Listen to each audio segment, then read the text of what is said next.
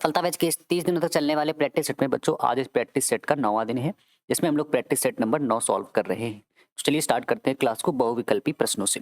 जिन बच्चों ने इससे पहले 8 वीडियो नहीं देखे हैं बच्चों, इसकी प्लेलिस्ट बनी है सफलता बैच क्लास 12th फिजिक्स, वहां से जाके आप इसकी सारी वीडियो देख सकते हैं। पहला प्रश्न बच्चों आपके सामने लिखा है कि चांदी का परावैद्युतांक के होता है। बच्चों याद रखेंगे जो चांदी में परावैद्युतांक जिसको डिनोट किया जाता है के से, के की वैल्यू बच्चों कैसी होती है? अनंत होती है। ठीक है, के की वैल्यू अनंत होती है चांदी में। दूसरा बच्चों प्रश्न आपके सामने लिखा है कि एक एनपीएन ट्रांजिस्टर को चित्र की भांति व्यवस्थित किया गया है, यह परिपथ है। आप देख रहे हैं आपको यहाँ पे इस सवाल में एक चित्र दिया गया है और आपसे पूछा गया है ये कौन सा विन्यास है। तो सबसे पहले इस बात को समझने के लिए बच्चों आपको एक कॉन्सेप्ट आना चाहिए। वो कॉन्सेप्ट क्या है? अगर आप इस प्रश्न को देखते हैं तो बच्चों आप इससे रिलेटेड 3 तरह के प्रश्न सीख जाएंगे। वो 3 प्रश्न क्या है बच्चों? ये जो प्रतीक आप देख रहे हैं ये पीएनपी या एनपीएन का भी हो सकता है। ठीक है, यहाँ पे हम लोग बात कर रहे हैं एनपीएन की। बच्चों 3 चीजें होती हैं, एक सी, एक बी और एक ई। उत्सर्जक यानी कि सी, संग्राहक को बच्चों डिनोट किया जाते हैं ई से, और जो बी लिखा हो उसको पढ़ते हैं बेस यानी कि आधार। ठीक है, फिर से मेरी बात को समझें। सी क्या है? उत्सर्जक, और ई क्या है? संग्राहक, और बी बच्चों क्या है? आधार। इसके बाद बच्चों ये जो आप ये वाला सिंबल देख रहे हैं ये अर्थ का सिंबल है। अगर जो भी बच्चों चीज अर्थ से जुड़ी है, बात सुने, जो चीज भी अर्थ से जुड़ी है उसका वही नाम होगा। जैसे यहाँ पे बी, बी का मतलब क्या हो गया? आधार। आधार किससे जुड़ा है? अर्थ से, तो इसका नाम होगा उभयनिष्ठ आधार प्रवर्धक। क्या होगा? उभयनिष्ठ आधार प्रवर्धक। आधार शब्द क्यों आ रहा है? क्योंकि बच्चों अभी मैंने मतलब बताया बी, बी का मतलब क्या है? आधार, और किससे जुड़ा है? अर्थ से। तो जो चीज भी अर्थ से जुड़ जाएगी उसी में बच्चों उसका नाम बन जाएगा तो उभयनिष्ठ आधार। जैसे बच्चों यहाँ पे देखिए, तो यहाँ पे बच्चों ई अभी मैंने नाम बताया था संग्राहक, किससे जुड़ा है? अर्थ से, तो इसका नाम क्या होगा? उभयनिष्ठ संग्राहक प्रवर्धक। तीसरा बच्चों अगर आप फिगर देखिए तो इसमें जो सी है, सी का मतलब क्या हो गया? उत्सर्जक, किससे जुड़ा हुआ है? अर्थ से, तो इसका नाम क्या हो जाएगा? उभयनिष्ठ उत्सर्जक प्रवर्धक। अब बच्चों इस चित्र को देखिए, इस चित्र में बच्चों आप देखिए तो यहाँ पे अर्थ जुड़ा हुआ है। तो अर्थ से बच्चों कौन सी चीज जुड़ी हुई है? एन, एन जुड़े हुआ है। ठीक है, और एन को बच्चों हम लोग क्या कहते हैं? उत्सर्जक, क्योंकि पहला है तो पहले को उत्सर्जक कहेंगे, बीच वाले को बच्चों हम लोग आधार कहते हैं, और जो तीसरा है बच्चों उसको संग्राहक कहेंगे। ठीक है, तो पहला बच्चों ये है तो यानी क्या है? उत्सर्जक, बीच में क्या होगा? आधार, ये क्या है? संग्राहक। तो बच्चों उत्सर्जक किस चीज से जुड़ा हुआ है? तो अर्थ से जुड़ा हुआ है। जुड़ने का यहाँ तरीका क्या है कि ऐसे जाके लाइन आ रही है और इधर से आई हुई है अर्थ से जुड़ने, तो यहाँ पे बच्चों इसका नाम क्या हो जाएगा? उभयनिष्ठ उत्सर्जक प्रवर्धक।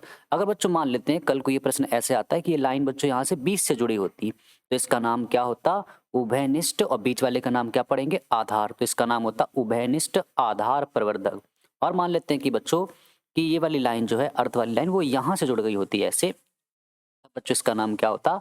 उभयनिष्ठ संग्राहक प्रवर्धक। उम्मीद कर रहा हूँ कि आप इस बात को समझ रहे हैं।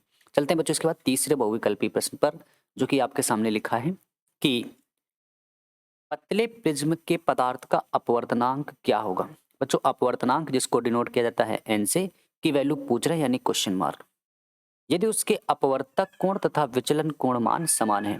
बच्चों अपवर्तक कोण जिसको प्रिज्म कोण कहते हैं ए से डिनोट किया जाता है, विचलन कोण जिसको डेल्टा एम से डिनोट किया जाता है, दोनों की वैल्यू सवाल में बताई गई है कैसी है? समान है, यानी कि A is equal to delta M. तो यहाँ से बच्चों हम लोग क्या लिखेंगे कि n बराबर sine A plus delta M by two upon sine A by two. बच्चों बहुत इंपॉर्टेंट प्रूविंग है, ये बोर्ड में कई बार पूछी गई है, आप इसको जरूर तैयार करें।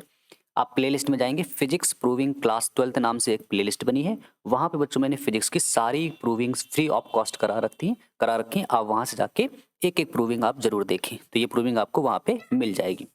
इसके बाद बच्चों हम लोगों ने क्या किया, इसमें वैल्यू रखी है। तो यहाँ से हम लोगों ने n बराबर साइन ए किसके बराबर था? डेल्टा एम के, plus delta M by two upon A की जगह क्या रख दिया? Delta M by two. बच्चों ये फार्मूला जो था यहाँ पर हम लोगों ने क्या किया है, ए की जगह सभी जगह डेल्टा एम रख दिया गया, क्योंकि ए बराबर है डेल्टा एम के। इसके बाद बच्चों डेल्टा एम हो जाएंगे टू डेल्टा एम, अपॉन में क्या लिखा है? टू, अपॉन में ये लिखा हुआ है ऐसे। बच्चों ये टू और ये वाला टू कट जाएगा तो केवल डेल्टा एम बचेगा। अब ऊपर बच्चों साइन थीटा का फार्मूला लगाएंगे। साइन 2 थीटा का फार्मूला आप जानते हैं बच्चों, साइन 2 थीटा का जो फार्मूला मैथ में होता है, यहाँ पर अगर मैं केवल साइन थीटा लिखूं, वैसे तो साइन 2 थीटा आपने ऐसे पढ़ा है, साइन 2 थीटा बराबर बच्चों होता है 2 sine theta into cos theta, यानी ये जो इतना एंगल लिखा था उसका आधा हो जाता है। अब मान लेते हैं केवल यहाँ पे थीटा लिखता तो ये फार्मूला बच्चों ऐसे होता 2 sine theta by 2 into cos theta by 2। तो बच्चों यहाँ थीटा की जगह लिखा है डेल्टा एम, तो यहाँ पे एक फार्मूले ऐसे ओपन कर दिया गया इस फार्मूले से। इसके बाद बच्चों ये डेल्टा एम और ये साइन डेल्टा एम से बच्चों ये कैंसिल हो जाएगा, तो यहाँ से जैसे इसको कैंसिल करेंगे तो ऊपर बच्चों 2 बचेगा और ये क्या बचेगा कॉस डेल्टा एम बाई 2। तो यहाँ से बच्चों हम कह सकते हैं इस सवाल का जो आंसर है वो n is equal to 2 cos delta M by 2। बच्चों यहाँ पे इसके हम लोग जानते थे कि डेल्टा एम किसके बराबर था, सवाल में शुरुआत में कहा गया था ए के बराबर था। डेल्टा एम सवाल में बच्चों शुरुआत में किसके बराबर था, डेल्टा एम के ए के बराबर था, तो डेल्टा एम की जगह आप ए भी लिख सकते हैं। ठीक है, तो यहाँ से बच्चों इस सवाल का ए भी आंसर आ सकता है, डेल्टा एम की जगह ए लिख दिया गया। इसके बाद बच्चों चौथा सवाल जो है वो लिखा हुआ है कि समीकरण 4h1 gives 2he4 plus 2 beta 10 plus Q व्यक्त करता है कौन सी अभिक्रिया को व्यक्त करता है। तो बच्चों याद रखेंगे ये व्यक्त करता है नाभिकीय संलयन। ठीक है, इसमें बच्चों क्या होता है कि एक जो परमाणु होता है वो एक बड़े नाभिक में टूट जाता है। तो यहाँ पे बच्चों 1h1 एक छोटा नाभिक है और ये भारी नाभिक है 2he4, क्योंकि इसका भार जो आप देख रहे हैं बच्चों वो 4 है। तो जब छोटी चीज बच्चों बड़ी चीज में टूटती है तो उस रिएक्शन को हम लोग कहते हैं नाभिकीय संलयन। ठीक है, चलते बच्चों इसके बाद पांचवें बहुविकल्पी पर।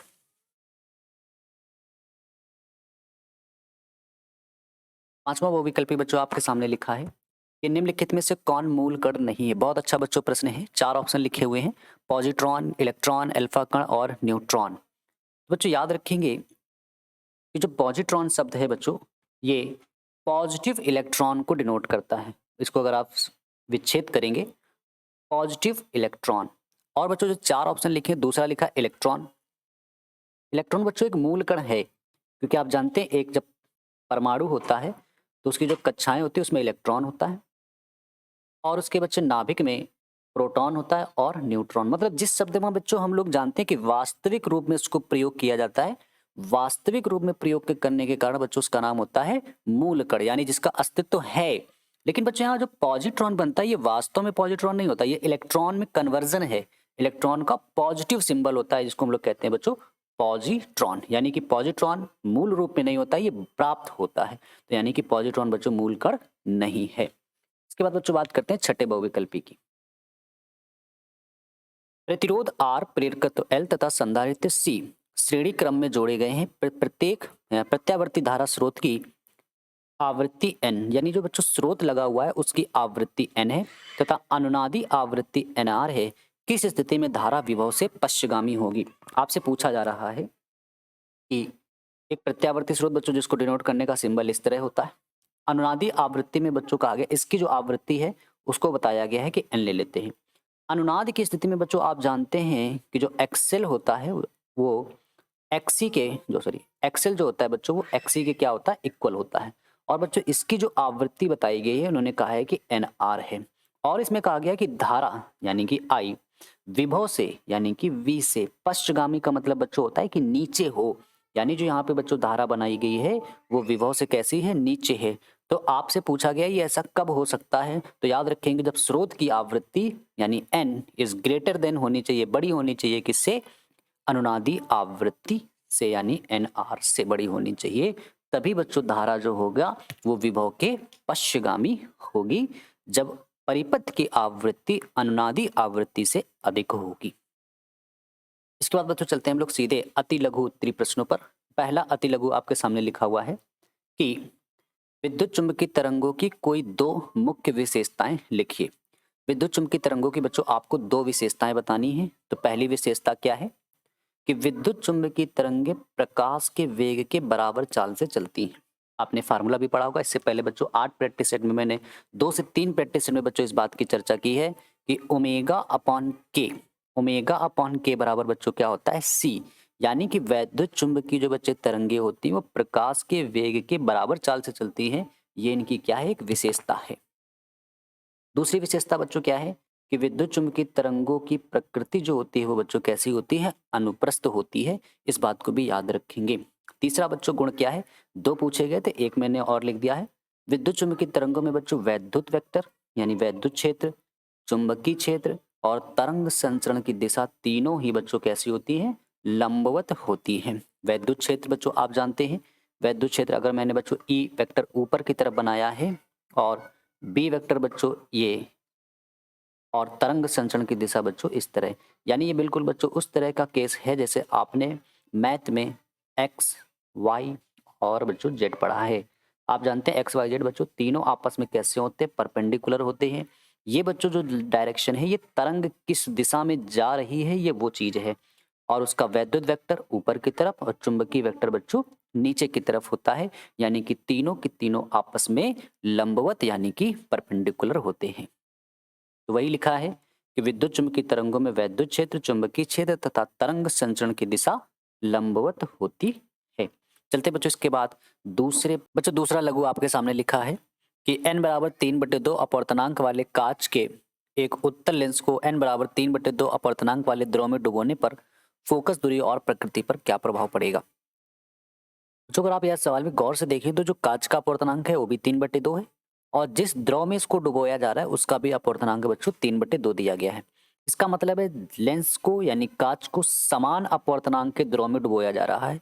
तो बच्चों ऐसी स्थिति में जो लेंस होता है वो समतल लेंस का व्यवहार करेगा और इसकी फोकस दूरी अनंत हो जाएगी। ऐसा क्यों होता है इस बात को समझते हैं।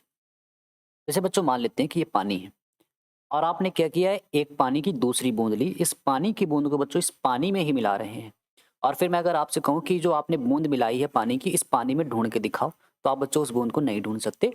क्यों? क्योंकि पानी का अपवर्तनांक बच्चों, इस पानी का अपवर्तनांक और इस पानी का अपवर्तनांक सेम होगा, समान होगा। समान चीजों को बच्चों जब एक चीज में मिलाया जाता है तो उस चीज को ढूंढा नहीं जा सकता है, क्योंकि वो बच्चों समतल हो जाती है, प्लेन हो जाती है। और प्लेन चीज की बच्चों जो फोकस दूरी होती है वो अनंत हो जाती है। यहाँ पे दोनों का ही अपवर्तनांक सेम है, जस्ट लाइक दिस। तो यहाँ से बच्चों हम कह सकते हैं कि लेंस को समान अपवर्तनांक के द्रव में डुबोने पर वह समतल लेंस का व्यवहार करेगा तथा इसकी फोकस दूरी अनंत हो जाएगी। फोकस दूरी बच्चों अनंत कैसे होती है इस बात को समझते हैं। जैसे मैंने आपसे कहा कि बच्चों ये चीज प्लेन है, इसकी आप रेडियस बताइए, तो बच्चों ये चीज बिल्कुल प्लेन है। रेडियस कैसे होती है, जब कोई चीज कर्व के फॉर्म में होती है इस तरह, तो यहाँ से बच्चों रेडियस निकाली जा सकती है। लेकिन बच्चों ये चीज कैसी है, समतल हो चुकी है, तो बच्चों इसकी जो रेडियस होती है वो अनंत होती है। तो यहाँ से हम कह सकते हैं F बराबर होता है R/2। बच्चों R की वैल्यू कितनी हो चुकी है, अनंत। अनंत में 2 से भाग दोगे तो F की वैल्यू भी कैसी आएगी, अनंत। यानी कि जो प्रकृति है बच्चों, जो लेंस आपने डुबोया था वो कैसा बन चुका है, समतल लेंस। इसके बाद बच्चों चलते हैं इसके बाद तीसरे लघु उत्तरीय प्रश्न पर, जो कि लिखा है, बहुत आसान सा प्रश्न है कि किसी ट्रांजिस्टर के धारा लाभ को बच्चों डिनोट किया जाता है बीटा से, का क्या अभिप्राय है। बच्चों याद रखेंगे कि इस पूरी डेफिनेशन को अगर आप समझना चाहते हैं तो इस फार्मूले से याद करें। बच्चों डेल्टा का मतलब होता है परिवर्तन, आई का मतलब होता है धारा और सी का मतलब होता है संग्राहक। सेम यहाँ से भी है, डेल्टा का मतलब बच्चों परिवर्तन, आई का मतलब धारा और बी का मतलब है आधार। यानी कि संग्राहक धारा में परिवर्तन और आधार धारा में परिवर्तन। और बच्चों ये चीज अनुपात में लिखी है कि अनुपात को बच्चों धारा लाभ कहते हैं। वही चीज यहाँ लिखी है कि संग्राहक धारा में परिवर्तन तथा आधार धारा में परिवर्तन के बच्चों अनुपात को धारा लाभ कहते हैं। इसे बीटा से प्रदर्शित करते हैं। चलते हैं इसके बाद बच्चों हम लोग चौथे प्रश्न पर। बच्चों चौथा प्रश्न आपके सामने लिखा हुआ है कि 7 and 14 नाभिक में आवेश की गणना कीजिए। तो यहाँ से बच्चों हम कह सकते हैं कि जो नाभिक की वैल्यू दी है वो 7n14 दी गई है। बच्चों यहाँ पे जो बेस में इसकी लिखा होता है यही इलेक्ट्रॉनों की संख्या भी होती है। तो इलेक्ट्रॉनों की संख्या को डिनोट किया जाता है n से, जिसकी वैल्यू बच्चों कितनी है, 7 है। किसकी वैल्यू बतानी है, आवेश। आवेश को बच्चों डिनोट किया जाता है q से। q का आपको ऐसा फार्मूला सोचना है जिसमें बच्चों n आता है, तो आप कहेंगे सर q बराबर ne। बच्चों आपने q का एक और फार्मूला पढ़ा होगा, q बराबर होता है IT। लेकिन यहाँ पे बच्चों नहीं लगाया जा सकता है क्योंकि इस सूत्र में बच्चों n नहीं आ रहा है। तो यहाँ से कह सकते हैं q बराबर ne। तो यहाँ से बच्चों n की वैल्यू 7 है, e की वैल्यू आप जानते हैं ये होती है 1.6 इंटू 10⁻⁻19। 16 सत्ते बच्चों 112 और एक अंक बाद ये पॉइंट पावर ऐसे लिख दी गई है। तो यहाँ से बच्चों कह सकते हैं Q का आंसर इतने कूलाम आ गया है, 11.2 10 की पावर माइनस 19। लेकिन बच्चों आप इस अगर आंसर को यहाँ तक भी छोड़ देते हैं बोर्ड एग्जाम में तो भी कोई गलती नहीं है, लेकिन अगर आप इसको मानक रूप में कन्वर्ट कर दें तो ज़्यादा बेटर रहता है, क्योंकि बच्चों फिजिक्स के ऑलमोस्ट आंसर हमेशा मानक रूप में दिए जाते हैं, स्टैंडर्ड फॉर्म में गिवन होते हैं। इस पॉइंट को बच्चों आप एक अंक लेफ्ट की तरफ चलाएंगे, मानक रूप आप जानते हैं मैंने कई बार डिस्कस किया है। तो इस पॉइंट को बच्चों एक अंक इधर चलाने पे लेफ्ट की तरफ जब बच्चों पॉइंट चलता है तो पावर बढ़ती है प्लस में, तो एक पावर प्लस में 19 माइनस में तो कितनी हो जाएगी 18 माइनस में, तो आंसर क्या आ जाएगा 1.12 इंटू 10 की पावर माइनस 18 कूलाम।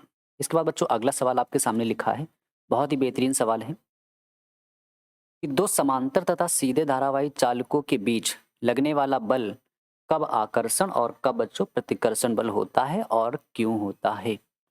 बच्चों अगर याद रखेंगे कि जब दोनों तारों में धाराएं एक ही दिशा में बहेंगी, मतलब अगर इसमें भी ऊपर जा रही है इसमें भी ऊपर जा रही है, अगर इसमें नीचे जा रही है तो इसमें भी नीचे जा रही है, सेम डायरेक्शन, तो बच्चों वहां पे हमेशा आकर्षण बल लगता है। और बच्चों अगर दोनों तारों में धाराएं विपरीत दिशा में बह रही हैं कि एक में ऊपर जा रही है एक में नीचे आ रही है, तो ऐसी स्थिति में बच्चों हमेशा आकर्षण बल लगता है। तो क्या लिखा है कि आकर्षण बल, पहले पूछा कौन सा बल लगेगा, फिर पूछा उन्होंने क्यों लगेगा, तो बता रहे हैं जब दोनों तारों में धाराएं, धारावाही चालकों में धाराएं समान दिशा में बहती हैं तब आकर्षण बल लगता है, और प्रतिकर्षण जब दोनों तारों में धाराएं, धारावाही चालकों में धाराएं विपरीत दिशा में बहती हैं तो प्रतिकर्षण बल लगता है। ठीक है, इसके बाद बच्चों चलते हैं हम लोग छठवें प्रश्न पर। छठवां प्रश्न बच्चों आपके सामने लिखा है कि खगोलीय दूरदर्शी की लंबाई का सूत्र लिखिए। तो देखिए बच्चों क्या होता है कि खगोलीय दूरदर्शी की लंबाई, हेडिंग पड़ेगी बच्चों, यहाँ पे लंबाई के दो केस होते हैं। अगर आपने खगोलीय दूरदर्शी पढ़ा है तो बच्चों याद रखेंगे कि जब अंतिम प्रतिबिंब स्पष्ट दृश्य की न्यूनतम दूरी पर बनता है, दो केस होते हैं, एक अंतिम प्रतिबिंब स्पष्ट दृष्टि की न्यूनतम दूरी पर बने, और बच्चों इसमें दूसरा केस होता है जब अंतिम प्रतिबिंब अनंत पर बने। ठीक है, तो पहले केस में बच्चों फार्मूला होता है दूरदर्शी की लंबाई जिसको डिनोट किया जाता है एल से, एफओ प्लस यूई। एफओ बच्चों क्या है अभिदृश्यक लेंस की फोकस दूरी, और यूई क्या है नेत्रिका लेंस से बच्चों वस्तु की दूरी। जब बच्चों अंतिम प्रतिबिंब अनंत पर बनता है तब दूरदर्शी की लंबाई का फार्मूला होता है एफओ प्लस एफई, दोनों मॉड में लिखे होते हैं यानी कि पॉजिटिव वैल्यू के साथ लिखे जाएंगे। ठीक है, चलते हैं बच्चों इसके बाद सीधे लघु उत्तरीय प्रश्नों पर। बच्चों पहला लघु आपके सामने लिखा हुआ है कि 45 इलेक्ट्रॉन वोल्ट ऊर्जा का एक इलेक्ट्रॉन। बच्चों इलेक्ट्रॉन के पास जो ऊर्जा होती है वो हमेशा गतिज ऊर्जा के रूप में होती है। गतिज ऊर्जा को लिखा जाता है काइनेटिक एनर्जी ई के से। कितनी गिवन है 45 इलेक्ट्रॉन वोल्ट। आगे पढ़ते हैं 9 इंटू 10 की power minus 5 weber per metre तीव्रता के चुंबकीय क्षेत्र। बच्चों चुंबकीय क्षेत्र को लिखा जाता है बी से, और इसकी वैल्यू 9 गुणे 10 की पावर माइनस 5 वेबर बटे मीटर स्क्वायर दी गई है। चक्कर लगा रहा है, वृत्ताकार मार्ग की त्रिज्या ज्ञात कीजिए। तो बच्चों त्रिज्या यानी आपको आर की वैल्यू कैलकुलेट करनी है। तो यहाँ से बच्चों हम क्या कह सकते हैं कि अगर सबसे पहले गतिज ऊर्जा दी जा रही है, यानी हम कह सकते हैं कि ई के इक्वल टू बच्चों गतिज ऊर्जा का फार्मूला होता है हाफ एम वी स्क्वायर। तो यहाँ से बच्चों ई के यानी कितनी वैल्यू दी गई थी 45 इलेक्ट्रॉन वोल्ट लिख दी गई है, हाफ एम वी स्क्वायर बच्चों एम पूरा ऐसे लिख दिया गया है। इसके बाद बच्चों ये 45 का हम लोग क्या किया, दो का जो बच्चों इसे गुणा कराएंगे, तो बच्चों जैसे आप गुणा कराएंगे तो ये 45 दूना बच्चों कितना बन जाएगा 90। ठीक है, तो यहाँ से बच्चों दो का गुणा 45 से कराएंगे तो 90 बन जाएगा।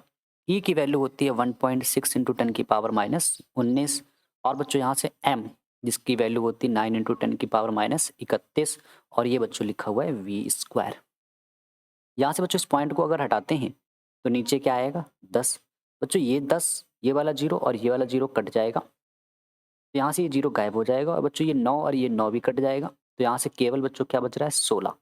पावर बच्चों ये माइनस का 19 है, ये माइनस का 31 है, तो सामने सामने पावर भी कट जाती है। तो बच्चों 31 से 19 कटेंगे तो इस वाली साइड में माइनस की 12 बच रही है। ठीक है, इसके बाद बच्चों हम लोग क्या करेंगे इस वाली चीज को भाग में भेज देंगे। तो यहाँ से आप लिख सकते हैं कि v की वैल्यू बच्चों क्या निकल के आ जाएगी, v जैसे आपने बच्चों इसको डिवाइड में भेजा यहाँ से, तो 16 गुणे 16 बटे 10 की पावर माइनस का 12, और बच्चों v में क्या चल रहा है स्क्वायर, v में क्या चल रहा है स्क्वायर। तो यहाँ से बच्चों हम क्या कह सकते हैं, ये पावर ऊपर जाएगी तो कैसी हो जाएगी प्लस की हो जाएगी, स्क्वायर जब उधर जाएगा तो बच्चों रूट लग जाएगा। 16 किसका वर्गमूल होता है? 4 का। बच्चों पावर आधी हो जाती जब रूट से बाहर निकलती है, तो 12 से कितनी बचेगी? 6। तो बच्चों यहाँ से वेग यानी वेलोसिटी की वैल्यू आ गई है 4 इंटू 10 की पावर 6 मीटर बाई सेकेंड। आपको कैलकुलेट करना है बच्चों इस सवाल में रेडियस यानी आर। आर का बच्चों फार्मूला होता है M V upon Q V. ठीक है, तो आर बच्चों एम अभी इलेक्ट्रॉन का द्रव्यमान बताया गया फिक्स है, ये 9 इंटू 10 की पावर माइनस 31। वी की वैल्यू बच्चों आपने ये रख दी, आवेश इलेक्ट्रॉन का फिक्स होता है बच्चों, ये लिखा है 1.6 इंटू 10 की पावर माइनस 19। बच्चों चुंबकीय क्षेत्र की वैल्यू सवाल में आपको गिवन थी, चुंबकीय क्षेत्र की वैल्यू बच्चों सवाल में 9 इंटू 10 की पावर माइनस 5 गिवन है। इसके बाद बच्चों आपने क्या किया यहाँ से कि सभी की वैल्यू आपने रख दी है। इसके बाद देखिए कैलकुलेशन 9 से बच्चों 9 कट रहा है। अगर बच्चों इस पॉइंट को देखा जाए तो ये 4 ऐसे लिखा हुआ है, 1.6 ऐसे लिखा है। बच्चों 31 माइनस 6 प्लस तो आप कहेंगे सर माइनस की 25 बचेगी, और ये माइनस की 19 माइनस की 5 तो बच्चों माइनस माइनस पावर प्लस हो जाएगी, तो माइनस की 24 बचेगी। ठीक है, इसके बाद बच्चों हम लोगों ने इस 25 पावर से इस 24 को काटा तो 10 की पावर माइनस 1 बच रही है। इस पॉइंट को हटाएंगे तो ऊपर जीरो आएगा, तो यहाँ से बच्चों ये जीरो आ गया। जैसे आपने इस पॉइंट को हटाया ऊपर एक जीरो बढ़ेगा। बच्चों ये माइनस की पावर 1 ये प्लस की पावर 1 कैंसिल आउट। 4/16 बच्चों 4/16 को आप अगर कैंसिल करेंगे, 4/16 को अगर बच्चों आप कैंसिल करेंगे तो यहाँ से आप कह सकते हैं कि 1/4 आएगा, और 1/4 को बच्चों हम लोग 4 से जब 1 में डिवाइड कर रहे होंगे बच्चों तो 0.25 मीटर आएगा। अगर इस 2 पॉइंट को बच्चों हम लोग 2 अंक राइट की तरफ शिफ्ट करते हैं तो पावर माइनस में बढ़ती है। बच्चों इस -2 को लिखा जा सकता है 10 की पावर -2 को सेंटीमीटर, यानी बच्चों जो रेडियस की वैल्यू आ रही है वो 25 सेंटीमीटर है। चलते बच्चों हम लोग अगले प्रश्न पर। दूसरा लघु उत्तरीय प्रश्न बच्चों आपके सामने लिखा हुआ है कि एम द्रव्यमान, सबसे पहले सवाल को पढ़ें और जैसे जैसे मैं समझा रहा हूँ आप समझने का प्रयास करें। एम द्रव्यमान बच्चों द्रव्यमान की वैल्यू कितनी दी जा रही है? एम तो मैंने यहाँ लिख दिया। आगे पढ़ते हैं। आवेश क्यू, आवेश को बच्चों किससे डिनोट करते हैं? क्यू से। एक कण एक समान वैद्युत क्षेत्र ई में, वैद्युत क्षेत्र कितना दिया गया है? डी। विरामावस्था से बच्चों, जब विरामावस्था से कोई चीज चलना प्रारंभ करती है तो आपने फर्स्ट ईयर में भी पढ़ा होगा, उसका प्रारंभिक वेग बच्चों कितना हो जाता है? 0। जब भी कण विरामावस्था से चलता है बच्चों उसमें जो पहली उसकी जो वेलोसिटी होती है, प्रारंभिक वेग जिसको कहते हैं बच्चों, वो कितना हो जाएगा? 0। विरामावस्था से चलकर बच्चों डी दूरी तय करता है। दूरी की वैल्यू बच्चों कितनी दी गई है? Small D. आगे पढ़ते हैं। सिद्ध कीजिए कि कण द्वारा अर्जित वेग, आपको सिद्ध करना है बच्चों की v की वैल्यू ये निकल के आएगी √2QED/m। बच्चों आप जानते हैं यहाँ से गति का समीकरण, गति का तृतीय समीकरण बच्चों आप जानते हैं, तीसरा समीकरण v² बराबर u² प्लस 2as। बच्चों आप जानते हैं गति के टोटल 3 समीकरण होते हैं, इसमें से तीसरा वाला हम लोगों ने प्रयोग किया है। यही वाला हम लोग क्यों लगा रहे हैं? क्योंकि बच्चों इसमें अंतिम वेग भी आ रहा है, u भी आ रहा है, दूरी भी आ रही है s, और आपको त्वरण बताना है। यहाँ से बच्चों हम लोग v की वैल्यू बता रहे हैं। तो यहाँ से बच्चों आपने क्या किया कि प्रारंभिक वेग आपको सवाल में कितना दिया गया था? 0, तो इस u की जगह 0 लिख देंगे, और 2as, s बच्चों क्या है? दूरी, और दूरी सवाल में कितनी बताई गई है बच्चों? s की जगह आपने d लिख दिया है। इसके बाद बच्चों यहाँ पे एक चीज फंस रही है, a त्वरण। तो त्वरण की वैल्यू को आप कैसे निकालेंगे? त्वरण के लिए आपको बच्चों इशारा किया गया है m q e, ये सारी वैल्यू दी गई हैं। तो अब एक बहुत प्रचलित बच्चों फार्मूला जानते हैं, एक बहुत प्रचलित फार्मूला बच्चों आप जानते हैं कि F बराबर क्या होता है बच्चों? ma। F बराबर क्या होता है? ma। बच्चों F E बराबर आपने एक और फार्मूला पढ़ा है QE। ये सभी को फार्मूला बहुत ज़्यादा रटा होता है F बराबर ma। ठीक है, फिर के बच्चों चैप्टर 1 का आपने एक फार्मूला पढ़ा होगा E बराबर F/Q। तो यहाँ से बच्चों हम क्या कह सकते हैं कि अगर Q का इधर मल्टीप्लाई करा दें तो F की वैल्यू बच्चों क्या आ जाएगी? QE। ठीक है, यहाँ से F की वैल्यू निकालिएगा। यहाँ से बच्चों m को अगर नीचे भेज दिया जाए तो त्वरण की वैल्यू QE/m, एक्सेलरेशन की वैल्यू आ गई। इसके बाद बच्चों हम लोग क्या कहेंगे कि अगर यहाँ से आप देखें ये जो इक्वेशन बनी थी, v² ऐसे लिखा है, ये 2 लिखा है, तो एक ही इस वैल्यू को यहाँ पे रख देंगे तो QE/m इंटू में क्या लिखा है? d। इसके बाद आप क्या करेंगे बच्चों, ये स्क्वायर जैसे उधर भेजेंगे तो ये क्या लग जाएगा? अंडर रूट, तो 2QED/m। और बच्चों आप जानते हैं आपको यही चीज़ प्रूव करके लानी थी कि v इक्वल टू 2QED/√। के अंदर सारी चीज़ें में m भी लिखा है। ठीक है, चलते हैं बच्चों इसके बाद हम लोग तीसरे प्रश्न पर। तीसरा प्रश्न बच्चों आपके देखे सामने क्या लिखा है कि एक दूरदर्शी की आवर्धन क्षमता बच्चों दूरदर्शी की आवर्धन क्षमता आपको दी गई है, जिसको हम लोगों ने लिख लिया है कितना, m। आवर्धन क्षमता को बच्चों लिखा जाता है m से, जिसकी वैल्यू सवाल में 9 दी जा रही है। आगे पढ़ते हैं। जब इसे समांतर किरणों के लिए समायोजित किया जाता है, जो बहुत बड़ी लाइन है कि जो समायोजित किया जा रहा है वो समांतर किरणों के लिए किया जा रहा है। और आज बच्चों हम लोगों ने एक ऐसा बहुविकल्पी भी लगाया था अभी कि दूरदर्शी की बच्चों जो लंबाई हम लोगों ने बताई थी, जब भी समांतर की बात होगी वो अनंत वाला केस है। ठीक है, अनंत वाला केस है, याद रखेंगे। तो यहाँ से बच्चों और आगे पढ़ते हैं क्या लिखा है। तो नेत्रिका एवं अभिदृश्यक के बीच की दूरी 20 सेंटीमीटर है। नेत्रिका और अभिदृश्यक के बीच की दूरी 20 सेंटीमीटर बताई जा रही है। आगे पढ़ते हैं। दूरी का मतलब बच्चों क्या हो जाएगा, यहाँ से एल, दूरदर्शी की लंबाई, जिसको आपने 20 दिया गया सवाल में। दोनों लेंसों की फोकस दूरियां, दोनों लेंस बच्चों कौन कौन से, एक होता है अभिदृश्यक लेंस और एक बच्चों होता है नेत्रिका लेंस। अभिदृश्यक यानी कि ऑब्जेक्टिव एफओ पढ़ा जाएगा, नेत्रिका मतलब बच्चों आई, ठीक है, और फोकस दूरी का मतलब एफ। अभिदृश्यक लेंस की फोकस दूरी बतानी है और नेत्रिका लेंस की फोकस दूरी बतानी है। तो यहाँ से बच्चों आप क्या कहेंगे, ये समायोजित किया जा रहा है अनंत के लिए। और बच्चों अनंत के लिए जब समायोजित किया जाता है तो उसका फार्मूला जो होता है एम बराबर होता है minus F O upon F E. बच्चों एम की वैल्यू सवाल में कितनी दी गई है, 9। इसको आप लोगों ने ऐसे रख दिया है, ठीक है। इसके बाद एफ ई का इधर गुणा कराएंगे तो 9 एफ ई हो जाएगा और ये एफ ओ इधर आएगा, ठीक है। क्रॉस मल्टीप्लिकेशन करा के लिख लेंगे, इसको इक्वेशन बच्चों फर्स्ट मान लेंगे। और आज ही मैंने बच्चों आपको एक प्रश्न भी कराया था कि दूरदर्शी की लंबाई जब अनंत पे प्रतिबिंब बच्चों बनता है तब उसका फार्मूला ये है। इसके बाद बच्चों आप क्या करेंगे, एल की वैल्यू सवाल में कितनी बताई गई है, 20, तो यहाँ से आपने 20 रख दिया। एफ ओ की वैल्यू बच्चों सवाल में कितनी लाई है, माइनस का 9। जैसे माइनस रखेंगे मॉड लगाए तो वैल्यू आगे चल के प्लस ही बन जाएगी। एफ ओ बच्चों ऐसे लिख दिए, ठीक है। 20 बच्चों ऐसे लिखा है, माइनस साइन जब मॉड से बच्चों ओपन होगा तो ये प्लस का 9 एफ ई और ये प्लस का एफ ई। 9 एफ ई में बच्चों एक एफ ई ऐड करेंगे तो 10 एफ ई हो जाएगा। 10 से बच्चों इस 20 को काटेंगे तो 2 बार में, यानी एफ ई की वैल्यू कितनी आ गई है, 2 सेंटीमीटर। एफ ई का नाम, एफ ई का मान बच्चों हम लोग समीकरण 1 में रख देंगे। तो एफ ओ बराबर माइनस का 9। एफ ई की वैल्यू बच्चों कितनी निकल के आई है सवाल में, 2 निकल के आई है, तो यहाँ 2 लिख देंगे। 9 दूनी 18, यानी कि एफ ओ की वैल्यू बच्चों माइनस 18। लेकिन बच्चों फोकस दूरी आप निगेटिव नहीं देंगे, पॉजिटिव साइन लगाने के लिए मॉड लगा देंगे दोनों तरफ, यानी एफ ओ की वैल्यू बच्चों कितनी है, 18 सेंटीमीटर। ठीक है, तो दोनों ही फोकस दूरियां बच्चों निकल आई हैं। चलते हैं बच्चों इसके बाद हम लोग चौथे लॉन्ग। चौथा लघु उत्तरीय प्रश्न बच्चों आपके सामने लिखा है कि ओमी तथा अनओमी प्रतिरोध से आप क्या समझते हैं। अनओमी परिपथ के लिए वोल्टता एवं धारा के बीच ग्राफ खींचकर गत्यात्मक प्रतिरोध को परिभाषित कीजिए। तो सबसे पहले समझेंगे हम लोग ओमीय परिपथ। बच्चों ओमी के अगर नाम को अगर आप थोड़ा सा ब्रेक करके देखें, ओम वाले परिपथ यानी कि ऐसे चालक बच्चों ओम के नियम का पालन करते हैं, ओमी प्रतिरोध कहलाते हैं। ठीक है, यानी बच्चों सभी चालक जो ओम के नियम का पालन करेंगे उन्हें हम लोग ओमी प्रतिरोध कहते हैं। ओमी प्रतिरोध में बच्चों विभव और धारा के बीच अगर कोई भी ग्राफ खींचा जाता है तो हमेशा एक सीधी रेखा प्राप्त होता है। ऐसा क्यों होता है बच्चों, इसका रीजन आप जानते हैं कि ओम का नियम बच्चों जो होता है वो v बराबर होता है आई आर। और बच्चों आप मैथ में जानते हैं कि y बराबर एम एक्स रेखा की तरह ही बिल्कुल है ये v बराबर आई आर।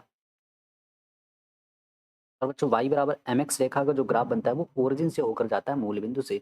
यही कारण है बच्चों कि अगर इन दोनों के बीच में ग्राफ खींचा जाए तो बच्चों को एक सीधी रेखा प्राप्त होगी। जो यहाँ पे विभव नीचे रखा गया है और ये धारा ऊपर है, इन दोनों के बीच में एक सीधी रेखा प्राप्त होगी क्योंकि ये y बराबर एम एक्स का ही फॉर्म लिखा हुआ है। इसके बाद बच्चों हम लोग क्या करेंगे कि आपसे पूछा गया है कि इसके उदाहरण क्या क्या हैं। बच्चों जो तांबे का तार है वो ओमी परिपथ का ही एग्जाम्पल है। टंगस्टन का तार है वो भी ओमी परिपथ का एग्जाम्पल है। पारा बच्चों भी ओमी परिपथ का ही एग्जाम्पल है। इसके बाद पढ़ते हैं हम लोग अनओमी प्रतिरोध। बच्चों अनओमी प्रतिरोध क्या होते हैं, अनोमी प्रतिरोध क्या होते हैं कि ऐसे चालक जो ओम के नियम का पालन नहीं करते, अन मतलब हो गया बच्चों नहीं, ठीक है, विलोम शब्द के हिसाब से। तो ऐसे चालक जो ओम के नियम का पालन नहीं करते हैं अनोमी प्रतिरोध कहलाते हैं। इसमें क्या होगा, उसमें सीधी रेखा मिल रहा था, इसमें बच्चों सीधी रेखा नहीं मिलेगी। तो अनोमी प्रतिरोध में विभव और धारा के बीच खींचा गया ग्राफ, खींचा गया वक्र एक सीधी रेखा प्राप्त नहीं होता है, एक सीधी रेखा प्राप्त नहीं होता है। ठीक है, तो याद रखेंगे बच्चों ओमी प्रतिरोध क्या है कि ऐसे चालक बच्चों जो ओम के नियम का पालन करते हैं, ओमी प्रतिरोध। ग्राफ खींचोगे विभव और धारा के बीच में सीधी रेखा। इसके बाद अनोमी में क्या होगा कि ऐसे चालक जो ओम के नियम का पालन नहीं करते और ग्राफ खींचने पर वो सीधी रेखा प्राप्त नहीं होंगे। कैसे बच्चों, इसका ग्राफ भी अगर देखा जाए तो कुछ इस तरह प्राप्त होता है। यहाँ पे बच्चों अगर आप देखें तो विभव और धारा के बीच का जो बच्चों ग्राफ है ये सीधी रेखा ना होकर एक वक्र के फॉर्म में है। इसके क्या क्या एग्जाम्पल है बच्चों, अनोमी परिपथ का फिगर है। बात करते हैं उदाहरण। ट्रांजिस्टर बच्चों जो होते हैं अनोमी परिपथ है। संधि डायोड आपने पढ़ना है, पीएन संधि डायोड, वो भी बच्चों कैसा है, अनोमी परिपथ है। ट्रायोड बाल बच्चों अनोमी परिपथ है। टॉर्च में बच्चों जो बल्ब लगा होता है बच्चों, वो भी अनोमी परिपथ का ही उदाहरण है। फिर बच्चों आपसे पूछा गया था इसमें गत्यात्मक प्रतिरोध, बहुत इंपॉर्टेंट डेफिनेशन है, बहुत कम ही बच्चे इसको याद करते हैं, लेकिन आप जरूर याद करें गत्यात्मक बच्चों प्रतिरोध। बच्चों गत्यात्मक प्रतिरोध को समझने के लिए अनओमी परिपथ का हम लोग एक एग्जाम्पल लेंगे। तो बच्चों यहाँ से हम लोगों ने क्या किया है कि एक अनओमी परिपथ का एक उदाहरण ले लिया गया है। ठीक है, एक अनओमी प्रतिरोध का बच्चों हम लोगों ने एक ग्राफ लिया है। बच्चों यहाँ से आप देखते हैं तो ये डेल्टा वी की लाइन है, यानी विभव की लाइन है। एक छोटा सा विभव हम लोगों ने इस लाइन में लिया है जिसको हम लोग डेल्टा वी कहेंगे। छोटी सी धारा बच्चों यहाँ पे परिवर्तन डेल्टा आई। ठीक है, यानी कि विभव में परिवर्तन और धारा में परिवर्तन के अनुपात को बच्चों आप गत्यात्मक प्रतिरोध कहेंगे। क्या ऊपर क्या लिखा है, वी वी मतलब विभव, डेल्टा का मतलब परिवर्तन, आई का मतलब धारा, डेल्टा का मतलब परिवर्तन। तो क्या एग्जाम्पल है बच्चों, क्या डेफिनेशन है कि किसी अनओमी चालक, किसका एग्जाम्पल है, अनओमी का। तो किसी अनओमी चालक के सिरों के बीच लगाए गए विभवांतर के लिए विभवांतर में परिवर्तन, विभवांतर में परिवर्तन तथा धारा में परिवर्तन के अनुपात को बच्चों, के अनुपात को गत्यात्मक प्रतिरोध कहते हैं। तो बच्चों गत्यात्मक प्रतिरोध का ये formula delta we upon delta आई, और किस में लगेगा हमेशा, किसमें, अनोमी परिपथ में ही लगता है। चलते हैं बच्चों इसके बाद हम लोग पांचवें प्रश्न पर। पांचवा बहुविकल्पी बच्चों आपके सामने लिखा है, एक बहुत ही बेहतरीन सवाल है कि किसी परिपथ में धारा एवं वोल्टता का समीकरण आपको गिवन है, धारा और ये वोल्टता, क्या क्या फाइंड करना है। सबसे पहले आपसे पूछा गया है नंबर एक, धारा का वर्ग माध्यमूल। बच्चों धारा के वर्ग माध्यमूल को डिनोट किया जाता है IRMS, जो कि आपको बताना है। दूसरे नंबर पे बच्चों आपको क्या बताना है, आवर्तकाल। बच्चों आवर्तकाल को T से डिनोट किया जाता है। तो सबसे पहले सवाल को लगाने से पहले बच्चों हम लोग इसकी कंडीशंस को समझते हैं। ठीक है, क्या क्या कंडीशन है बच्चों, आपको ये इक्वेशन दी गई। तो यहाँ से बच्चों हम क्या कहेंगे कि जो इसकी कंपेयर कराएंगे I बराबर I not sine omega T plus five one से। बच्चों आई नॉट की वैल्यू अगर आप देखें तो यहाँ पे 3.5 है, टी से टी कैंसिल हो जाएगा, तो ओमेगा की वैल्यू बच्चों 628 दी गई है। फाइव वन की वैल्यू बच्चों सवाल में कितनी दी गई है, 5/6। सेम बच्चों विभव का कंपेयर इस फार्मूले से कम कराएंगे। वी नॉट की वैल्यू बच्चों कितनी दी गिवन है, 28। ओमेगा की वैल्यू बच्चों कितनी गिवन है, सेम सेम है, तो यहाँ पे मैंने नहीं रिपीट किया है। पाई टू की वैल्यू बच्चों सवाल में कितनी है, माइनस का π/6। ठीक है, पहले नंबर पे बच्चों आपसे कहा गया था सवाल में कि धारा का वर्ग माध्यमूल ज्ञात कीजिए। धारा का वर्ग माध्यमूल बच्चों जिसको डिनोट किया था IRMS से, इसकी वैल्यू कैलकुलेट करनी है। तो यहाँ से बच्चों आप क्या कहेंगे कि धारा का वर्ग माध्यमूल का बच्चों फार्मूला है IRMS बराबर होता है आई नॉट अपॉन √2। आई नॉट की वैल्यू बच्चों सवाल में दी गई 3.5, अपॉन में क्या लिखा है √2। यहाँ से बच्चों आप क्या कह सकते हैं कि √2 का ऊपर नीचे बच्चों मल्टीप्लाई करा देंगे, तो यहाँ से √2 कितना हो जाएगा 2। √2 की वैल्यू कितनी होती है 1.41। ऐसा बच्चों क्यों किया गया है, आप डायरेक्ट नीचे से भी 1.4 रख के इसकी कैलकुलेशन को कर सकते थे। ठीक है, और ऐसे मल्टीप्लाई करा देने से बच्चों कैलकुलेशन थोड़ी आसान हो जाती है। यहाँ से आपने इसका मल्टीप्लाई कराया तो ये लगभग आएगा, 2 से बच्चों डिवाइड करेंगे तो 2 दूनी 4, पॉइंट 2 चौके 8 और 2 छंग 12, ऐसे आगे चलता रहेगा। तो बच्चों IRMS की वैल्यू 2.46 एम्पियर निकल के आएगी। इसके बाद बच्चों आपसे पूछा गया है कि इसमें दूसरे नंबर पे आपसे पूछा गया था कि इसका आवर्तकाल क्या है। सवाल में अगर आपने देखा होगा तो आपने देखा था इसमें आवर्तकाल भी बच्चों पूछा गया है। तो बच्चों आवर्तकाल को किससे डिनोट किया जाता है, टी से, और फार्मूला होता है ओमेगा बराबर बच्चों याद रखेंगे 2π/t होता है। यहाँ से बच्चों आप कह सकते हैं कि ओमेगा की वैल्यू बच्चों सवाल में शुरुआत में ही बताई गई थी 628। तो यहाँ से बच्चों हम लोगों ने क्या किया, ओमेगा की वैल्यू 628 रख दी है। 2 इंटू पाई की वैल्यू बच्चों आप जानते हैं 3.14 होती है, अपॉन में क्या लिखिए टी। यहाँ से बच्चों अगर इस पॉइंट को हटा देते हैं तो नीचे 2 जीरो आएंगे, और 314 का गुणा बच्चों 2 से कराएंगे तो 628 आएगा, और 628 आपस में कैंसिल आउट हो जाएंगे। तो यहाँ से बच्चों हम लोग क्या कह सकते हैं कि जैसे ये कैंसिल हो जाएगा तो ऊपर 1 1 बचेंगे। इस टी का मल्टीप्लाई बच्चों इससे कराया तो टी इज इक्वल टू 1/100। यहाँ से बच्चों आप कह सकते हैं कि जब 100 से डिवाइड करोगे 1 में तो 2 अंक बाद पॉइंट लग जाएगा, तो 0.01 सेकंड यानी आवर्तकाल की बच्चों कितनी निकल के आ गई, 0.01 सेकंड। इसके बाद बच्चों आपसे तीसरे नंबर पार्ट में कहा गया था कि धारा एवं वोल्टेज के मध्य कलांतर। तो बच्चों कलांतर यानी कि डेल्टा फाई, फाई वन का बच्चों फार्मूला होता है डेल्टा फाई का phi one minus phi two. और बच्चों न्यूमेरिकल के शुरुआत में ही आपसे बताया गया था कि फाई वन की वैल्यू ये है, फाई टू की वैल्यू माइनस में पाई/6 है। तो यहाँ से आपने क्या किया है कि फाई वन की वैल्यू बच्चों पाई/6 और फाई टू की वैल्यू माइनस पाई/6। ये माइनस बच्चों ये माइनस जुड़ के प्लस हो जाएगा, दोनों में एलसीएम सेम है तो पाई और पाई बच्चों 2 पाई, बाई में क्या आ जाएगा 6। 2 से बच्चों इस 6 को काटेंगे तो 3 बार कटेगा। आप जानते हैं पाई/3 को ही बच्चों कहा जाता है 60। कैसे आता है, पाई की वैल्यू 180 रखना, 3 से कट करना तो आएगा क्या, फाई की वैल्यू बच्चों डेल्टा फाई भी कह सकते हैं या फाई कह सकते हैं। कलांतर की वैल्यू बच्चों कितनी आ गई है, 60 अंश। इसके बाद तो चल सकते हैं सीधे हम लोग पहले लॉन्ग आंसर पर। बच्चों पहला लॉन्ग आंसर आपके सामने लिखा हुआ है, लुईस द ब्रोगली के द्रव तरंग अवधारणा से क्या तात्पर्य है। आपको बच्चों यहाँ पे द्रव तरंग यानी कि द्रव तरंगों की डेफिनेशन को बताना है। इसके बाद फिर आगे इसमें एक प्रूविंग भी बच्चों पूछी गई है, द ब्रोगली तरंगदैर्घ्य के लिए संबंध गतिज ऊर्जा के पदों में व्यक्त कीजिए।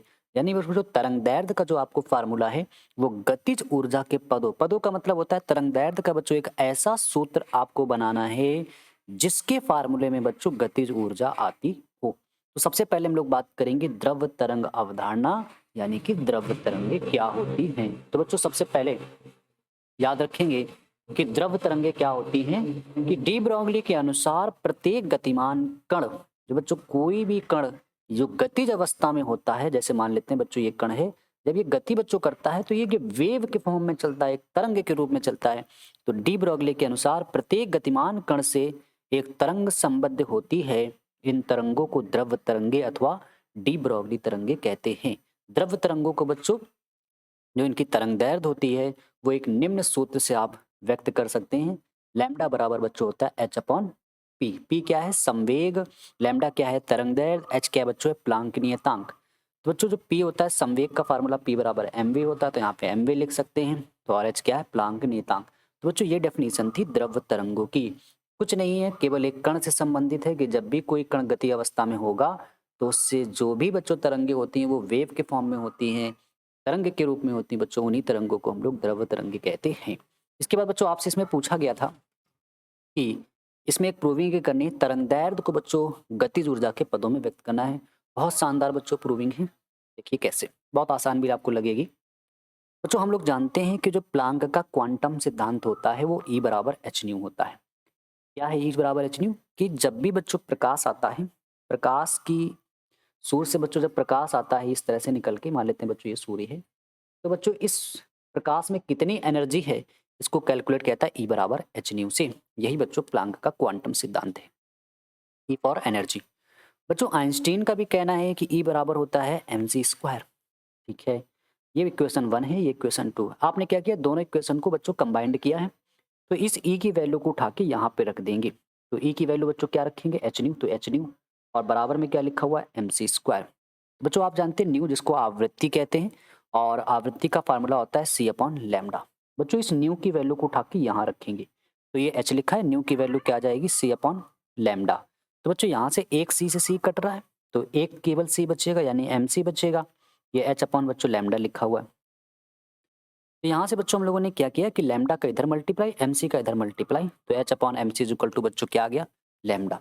तो यहाँ से बच्चों हम लोग क्या कह सकते हैं कि जैसे आपने एच की वैल्यू निकाल ली है कि H is equal to sorry lambda is equal to H upon M C. बच्चों इलेक्ट्रॉन के लिए अगर बात की जाए, क्योंकि जो सी चाल है बच्चों ये केवल प्रकाश की चाल होती है, लेकिन इलेक्ट्रॉन तो प्रकाश की चाल के बराबर गति नहीं कर सकता।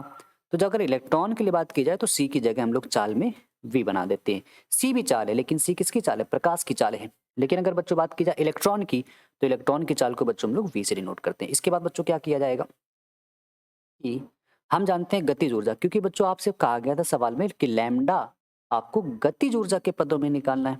तो आप जानते हैं गतिज ऊर्जा होती है ई के, काइनेटिक एनर्जी, फार्मूला क्या होता है हाफ एम वी स्क्वायर। तो यहाँ से बच्चों का 2 का मल्टीप्लाई करा दें तो 2 ई के बराबर एम वी स्क्वायर। m बच्चों नीचे आ जाएगा, ये v स्क्वायर ऐसे लिखा हुआ है। तो यहाँ से बच्चों हम क्या कह सकते हैं, स्क्वायर v स्क्वायर जब इधर जाएगा तो रूट लग जाएगा और v बचेगा, सीधा करके लिख लिया गया है। बच्चों v का मान समीकरण 3 में रख देंगे यहाँ पे। तो लैम्डा लिखा हुआ है, ठीक है, लैम्डा लिखा हुआ है। इसके बाद बच्चों आपने क्या किया, ये h ऐसे लिखा हुआ है और ये वाला m ऐसे लिखा हुआ है और आपने इस v की वैल्यू को उठा के यहाँ पे रख दिया है। बच्चों आप जानते हैं इस m को 2 बार बच्चों रूट m लिखा जा सकता है। किसी भी संख्या को बच्चों आप जानते हैं 2 बार रूट में लिखा जा सकता है। किसी भी संख्या को आप जानते हैं बच्चों 2 बार रूट में लिखा है, तो m को 2 बार रूट लिखेंगे, एक बार रूट m बच्चों यहाँ से कट जाएगा, एक रूट m बचेगा और सेम जो बचा था उसको ऐसे लिख दिया गया। बच्चों लैम्डा बराबर इस रूट के m वाले m को बच्चों इसी रूट में लिख लेते हैं, 2 बार रूट लगाने की कोई ज़रूरत नहीं है। तो h is equal to under root 2m E के। बच्चों ये जो तरंग दैर्ध्य का सूत्र आया है ये आपका आ गया है किसमें, गतिज ऊर्जा के पदों में, जहाँ ई के क्या है बच्चों, गतिज ऊर्जा। बहुत ही बच्चों अच्छा सवाल है, ठीक है। इसके बाद हम लोग चलते हैं बच्चों दूसरे लॉन्ग आंसर पे। बच्चों दूसरा लॉन्ग आंसर आपके सामने लिखा है, एक बहुत ही अच्छा सवाल है। लगभग आप देखेंगे बच्चों ये हर सेट में आता रहता है इस तरह का सवाल और बहुत ज़्यादा आसान भी है। कि निम्नलिखित आंकड़ों के आधार पर बच्चों 56 Fe26 एवं 83 Bi 209 नाविकों की बंधन ऊर्जा बच्चों आपको MeV में कैलकुलेट करनी है। और आपको डाटा के अनुसार बच्चों ये 2 वैल्यू भी दी जा रही हैं। आपको द्रव्यमान दिया गया है 26 Fe 56 का बच्चों इतना और M 83 Bi 209 का बच्चों द्रव्यमान आपको ये दिया गया है। तो बच्चों सबसे पहले आपको कुछ बातें भी याद रखनी है कि प्रोटॉन का बच्चों जो द्रव्यमान होता है वो आपको इसको लर्न कर लेना है एक वैल्यू के रूप में। अगर सवाल में दिया जाता है तो अच्छी बात है बच्चों, वैसे ज़्यादातर केसों में बच्चों दिया जाता है। अगर नहीं दिया जाता है तो प्रोटॉन का द्रव्यमान आपको याद कर लेना है, ठीक है बच्चों। आप न्यूमेरिकल से बिल्कुल भी मत डरें, आप इस वीडियो को पूरा वॉच करिए, इस न्यूमेरिकल को आप देखेंगे बहुत आसान लगेगा। इसके बाद बच्चों न्यूट्रॉन का जो द्रव्यमान होता है उसको भी लर्न कर लेना है ये। वैसे ज़्यादातर केसों में मैंने बताया ये दिया जाएगा, लेकिन फिर भी अगर बच्चों अगर नहीं दिया जाता तो आप थोड़ा सा याद कर लें।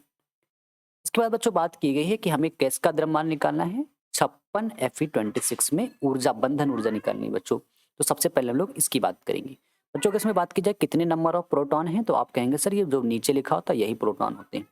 अगर बच्चों बात की जाए कितने न्यूट्रॉन है तो ऊपर वाली वैल्यू में नीचे वाली वैल्यू को घटा देते हैं। तो 56 में बच्चों 26 घटा देंगे तो 30 न्यूट्रॉन है बच्चों। तो द्रव्यमान क्षति का सूत्र होता है वो होता है प्रोटॉनों की संख्या जो कि कितनी है 26 इंटू प्रोटॉनों का द्रव्यमान। बहुत आसान है, क्या कि प्रोटॉनों की संख्या और प्रोटॉनों का द्रव्यमान। तो बच्चों कितने प्रोटॉन है 26 और प्रोटॉन का द्रव्यमान मतलब m ऑफ p, m का मतलब द्रव्यमान और p का मतलब प्रोटॉन का, प्लस न्यूट्रॉनों की संख्या कितनी है 30 इंटू न्यूट्रॉन का द्रव्यमान m ऑफ n होगा, यहाँ पे p लिखा हुआ है m ऑफ n न्यूट्रॉनों का द्रव्यमान। इसके बाद बच्चों माइनस वास्तविक द्रव्यमान m, ठीक है बच्चों। डेल्टा द्रव्यमान क्षति को मास डिफेक्ट को डेल्टा m से डिनोट करते हैं। 26 ये लिखा हुआ है। प्रोटॉन का बच्चों द्रव्यमान अभी मैंने आपको बताया कि इसको आप लर्न कर लेंगे। यहाँ पे m और p का मतलब है प्रोटॉन का द्रव्यमान जो कि लिख दिया गया। ये प्लस का साइन लिखा हुआ है, 30 जो कि है न्यूट्रॉनों की संख्या उसको ऐसे लिखा गया। mn का मतलब होता है बच्चों न्यूट्रॉन का द्रव्यमान जो कि आप देख रहे हैं यहाँ पे लिखा हुआ है, माइनस ये कैपिटल M बच्चों जो है इसका मतलब है वास्तविक द्रव्यमान। किसका वास्तविक द्रव्यमान, किस नाभिक की बात कर रहे हैं Fe की।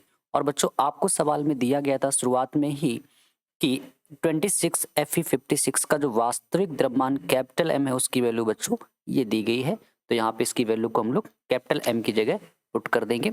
तो आपने यहाँ पे कैपिटल M की वैल्यू को लिख दिया है। इसके बाद बच्चों हम लोगों ने क्या किया है कि डेल्टा में ऐसे लिखा हुआ है 26 का इसमें बच्चों मल्टीप्लाई कराएंगे तो ये आंसर आएगा। 30 का बच्चों इसमें मल्टीप्लाई कराएंगे तो 30 इंटू ये वैल्यू आएगी, माइनस इसके बाद बच्चों ये वैल्यू ऐसे लिखी हुई है। इन दोनों को बच्चों आप ऐड करेंगे तो यहाँ पे जोड़ने पर ये आएगा, माइनस वाली वैल्यू बच्चों ये लिखी हुई है। इसके बाद डेल्टा m बराबर बच्चों इन दोनों को आप माइनस करेंगे क्योंकि बीच में माइनस का साइन है, तो ये वैल्यू निकल कर सामने आएगी। आपसे पूछा गया था बच्चों इस सवाल में बंधन ऊर्जा, तो यहाँ से हम कह सकते हैं कि डेल्टा m बराबर आपको क्या करना है, बंधन ऊर्जा बराबर डेल्टा m बच्चों जो भी द्रव्यमान क्षति आती है मास डिफेक्ट आता है उसको लिख देते हैं और हमेशा हमेशा बच्चों 931 से MeV से मल्टीप्लाई कराएंगे। अगर बच्चों यहाँ पे सवाल में कोई डाटा नहीं दिया जाता है तो आप 931 से मल्टीप्लाई कराएंगे। कभी कदार दे दिया जाता है 931.5, ठीक है, तो आप उससे घबराए ना। अगर नहीं दिया गया तो आप 931 से मल्टीप्लाई करा देंगे, ठीक है।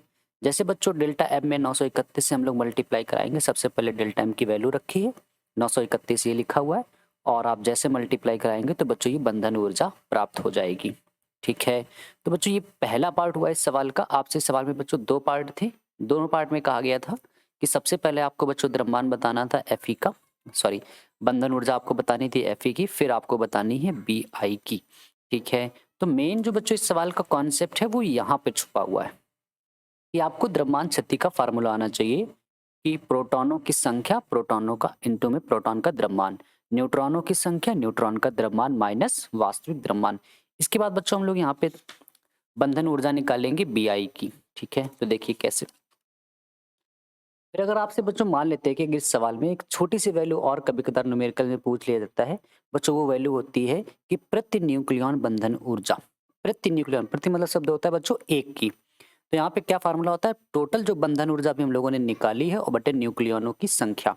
बच्चों बंधन ऊर्जा भी हम लोगों ने टोटल यहाँ पे निकाली थी 492.26, 492.26 हम लोगों ने ये भी वैल्यू निकाली हुई है।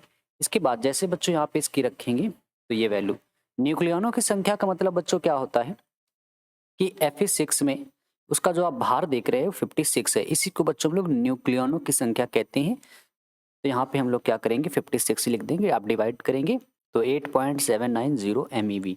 ये जो वैल्यू बच्चों है ये प्रति न्यूक्लियन बंधन ऊर्जा है किसकी, Fe की। ठीक है, यानी जो टोटल बंधन ऊर्जा आती है उसमें न्यूक्लियनों की संख्या से डिवाइड कर देंगे तो आपको प्रति न्यूक्लियन बंधन ऊर्जा प्राप्त हो जाएगी।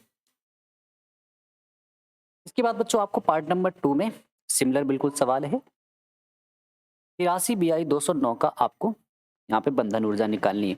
तो सबसे पहले बात करते हैं प्रोटॉनों की संख्या जो कि है 83, न्यूट्रॉनों की संख्या बच्चों 209 में 83 घटा देंगे तो 126 आ जाएगा। अभी मैंने आपको बताया सबसे पहले डेल्टा एम निकालेंगे, द्रव्यमान क्षति।